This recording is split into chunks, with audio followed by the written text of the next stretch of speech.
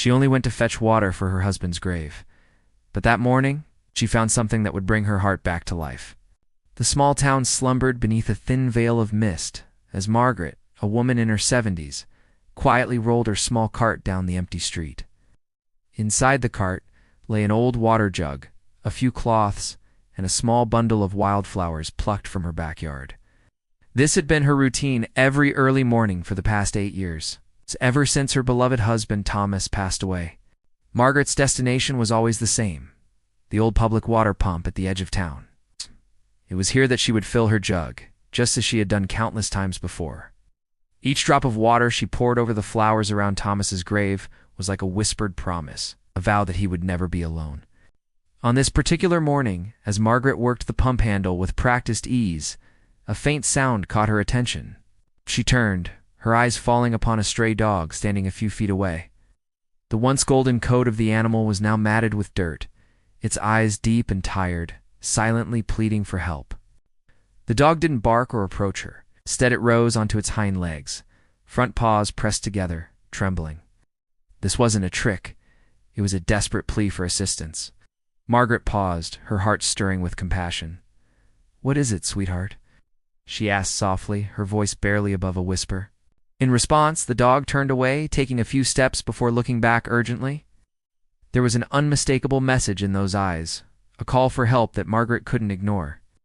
Unsure but moved by concern, she followed, her water jug still clutched in her hand. The dog led her to a broken storm drain behind an overgrown lot. Margaret's eyes widened as she peered inside. There, under the concrete lip and filthy runoff water, were 3 tiny puppies. They were soaked to the bone and shivering, their little bodies barely visible in the dim light. One of them let out a barely audible whimper, tugging at Margaret's heartstrings. Without a moment's hesitation, Margaret dropped to her knees. Using the water from her jug and the cloths she had brought for Thomas's grave, she gently began to clean each pup.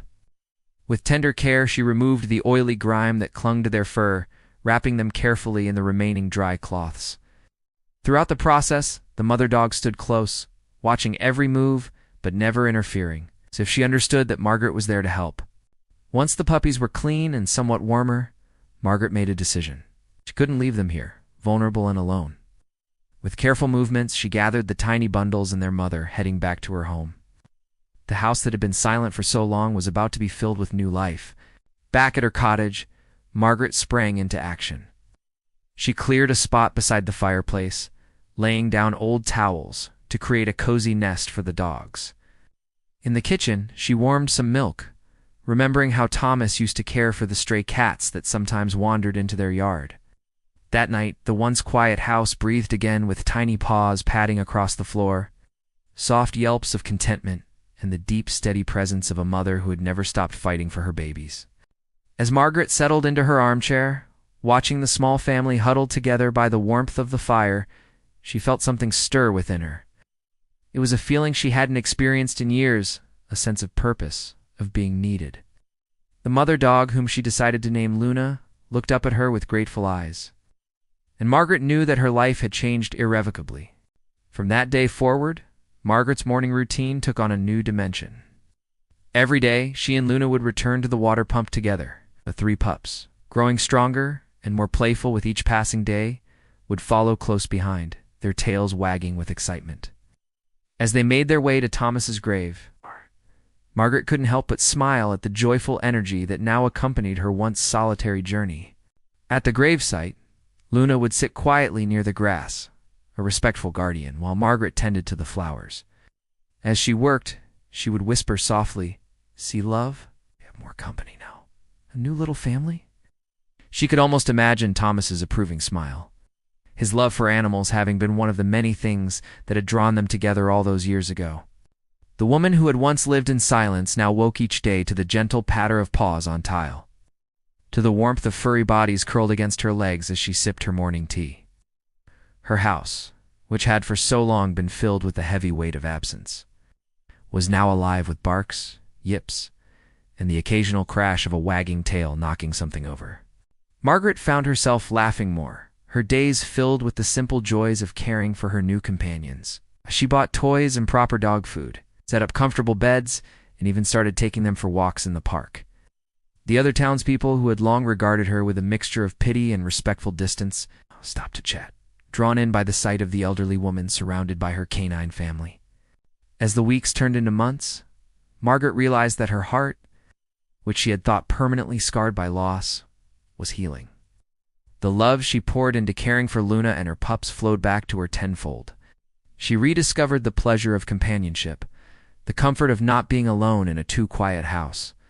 One evening, as she sat on her porch watching the sunset, Luna's head resting on her lap and the pups playing in the yard, Margaret felt a profound sense of gratitude wash over her. She thought of that fateful morning at the water pump. It's the silent plea in Luna's eyes that had led her to this new chapter in her life. Margaret realized then that true love can be reborn. It can spring from the most unexpected places, from a pleading gaze, from an act of kindness, and from a heart still willing to care. Thomas would always be a part of her, but now she had room in her heart for this new family, for the joy and purpose they had brought back into her life. As the stars began to twinkle in the darkening sky, Margaret whispered a quiet thank you. To Thomas, for the love they had shared, to Luna, for trusting her in that moment of desperation, and to life itself, for showing her that even in the twilight years, there can be new beginnings, new love, and new reasons to wake up each morning with a smile. The small town settled into the night, and in Margaret's home, once silent and still, there was warmth, there was life, and there was love. Because sometimes all it takes is a chance encounter and an open heart to turn a daily ritual of remembrance into a celebration of new beginnings.